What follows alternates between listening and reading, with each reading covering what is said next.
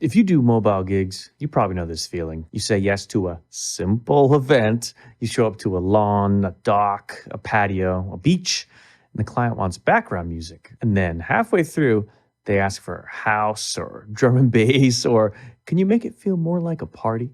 And you're standing there thinking, my little battery speaker is not built for this. I've been there way too many times. So lately, I've been testing something different. Hey, I'm Robbie Sko, and today we're digging into the Mackie ThumpSub Go, a battery-powered subwoofer that lets you bring real low-end to places you'd normally write off as vibes only. I've been using it at waterfront festival, an outdoor wedding on a patio, Maryland cocktail hour on the bay, and even a wine event that made me wish I'd brought the sub with me. So in this video, I want to show you what the ThumpSub Go can do in the real world, how it locks in with the Thump Go tops, and where the Pro FX 10 Go mixer fits into the whole 5-piece mobile rig. So I'll start with what the sub is, how it works with the Thump Go, and then I'll go through a few real gigs where this thing either saved me or definitely would have. This is the ThumpSub Go. So on a simple level, this is a compact powered sub with a battery inside. So you got a small footprint box, real low end, and a slot for up to 2 batteries. So you can decide if this is a one event sub or an all day sub. With one battery, I treat it like a solid 4 to 6 hour sub at normal gig levels. With the option to buy and add in a second battery separately, now you're in that 12-hour zone for long festivals, renegade sets, or days when you don't want to think about power at all. In the back, you got some nice options. So you got 2 inputs from your mixer or source, 2 XLR outs that can either pass everything full range or send a high pass signal up to your tops. So the sub does the heavy lifting and the speakers can just breathe. You got a phase switch for a quick, does this sound tighter or muddier decisions? And an output mode selector so you can run it as a mono hub or split left and right the way you want. There is Bluetooth built in if you want a super minimal setup, but the way I've been using it is as the low end engine for a small PA. The real fun is when you pair the sub with the Thump Go tops. Thump Go, in my world, is basically a little battery PA speaker with its own mini mixer. You can plug in a mic, an instrument, Bluetooth the track, throw it on a stand, and go. When you drop a ThumpSub Go underneath it, it stops feeling like a loud portable box and starts feeling like a scaled down club system. My usual wiring looks like this. The Pro FX 10 Go mixer sends main outs to the inputs on the ThumpSub Go. The sub is set to send a high pass signal out to the tops. Then I run a pair of Thump Go's on poles above it in whatever voicing mode fits the gig.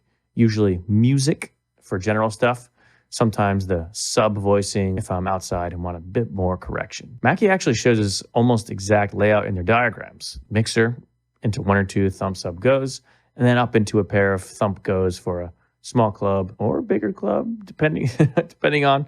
That's basically what I've been recreating on patios, docks, and random festival corners. The first real test was actually at a wine event.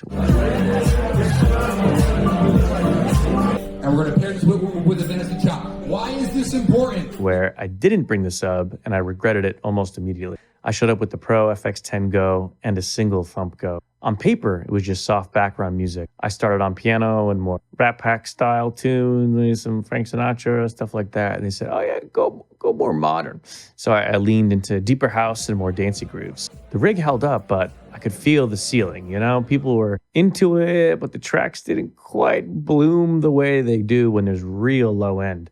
So that was the first time I thought, okay, even at chill events, having a battery sub in the car as an option is a big move. Then there was Boogeyman's Ball, a music festival, where I finally went full send with the battery rig. So I set the system up near the water for a little shoot and a set. 2 ThumpSub Go's on the ground, 2 Thump Go's on poles, Pro FX 10 Go in the middle, no generator, no extension cords running toward the water, just batteries, just battery powered.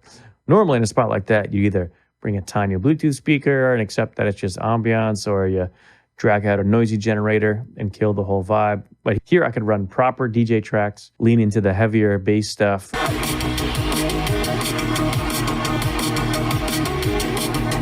Yeah, this fun setup here with a synthesizer, DJ tracks played through the Bluetooth connection, and man, just ripping with just that.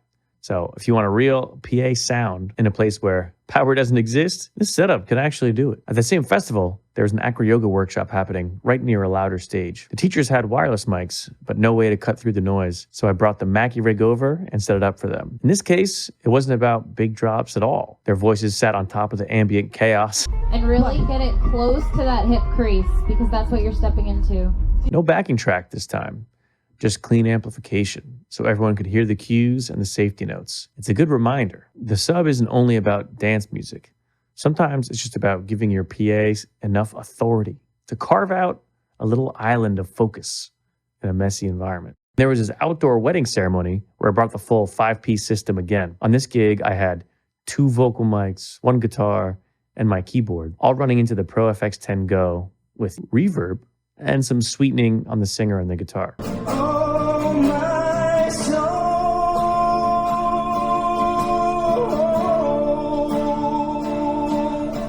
I'll worship your home. The ThumpSubs and the Thump Goes were out on the patio, an outdoor space just outside the building. And there was actually, all right, listen, there was actually power nearby. But the only thing I chose to plug in was my keyboard. Everything else was on battery. And let me tell you, it was nice to not have to plug in 5 extra IEC cables, right? Because all I had was my piano keyboard.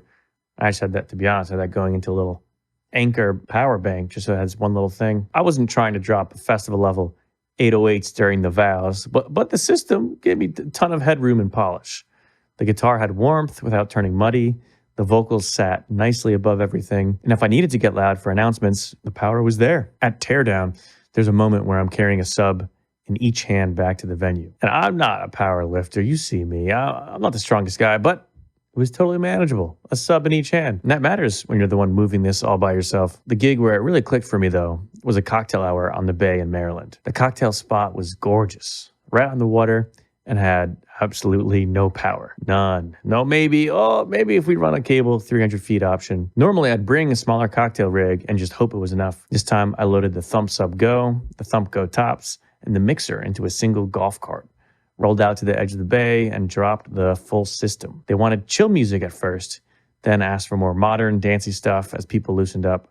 Because the sub was there, the house tracks and modern pop actually felt the way they're supposed to. People started dancing during cocktail, not just nodding along. Looking back, this is honestly one of my best cocktail hours all year. Part song choice, part location, a big part, the fact that the system wasn't fighting for low end. The ThumpSub Go definitely earned its keep that night. I won't go super deep on the Pro FX10 Go mixer here, but the mixer is the glue that makes the whole rig feel like an actual system. It's a compact mixer that runs on its own battery with enough mic channels for ceremonies or small bands, built-in effects, EQ, and the usual routing you expect on a small desk. For the wedding ceremony, I was using its EQ and reverb on the singer, and for the dancey moments, I could run my playback device into a stereo channel and treat it like a normal DJ mixer path. The nice part is, it follows the same philosophy as the speakers. You can stay completely off-grid if you want, totally battery-powered, or plug in certain pieces where it makes sense and keep the rest on battery. So after all that, who does this actually make sense for? From my experience so far,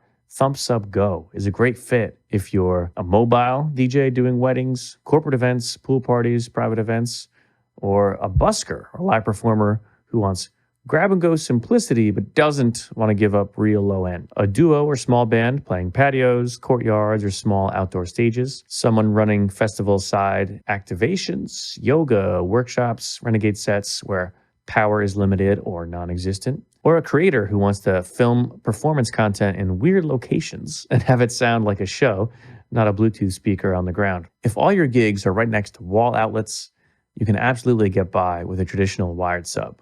But the minute your work starts pulling you out to lawns, docks, beaches, parks, and random festival corners, a battery sub goes from a nice to have to kind of essential. For me, the Mackie ThumpSub Go is not about replacing a huge club rig. It's about having a serious low-end option that can go wherever the gig or shoot happens to be without dragging a generator into the frame. If you want me to get nerdier about routing, gain staging, or specific presets for different scenarios, drop a comment and we can dive into that in another video. I'm Robbie Sko. Go make something loud in a place that shouldn't allow it.